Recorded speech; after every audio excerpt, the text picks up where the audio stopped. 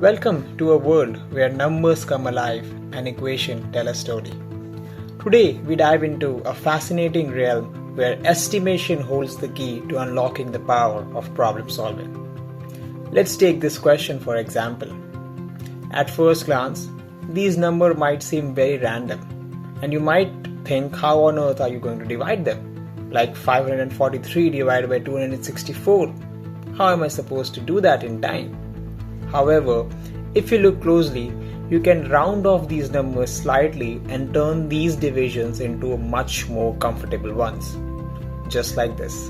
In the realm of GMAT quant questions, time is your precious asset.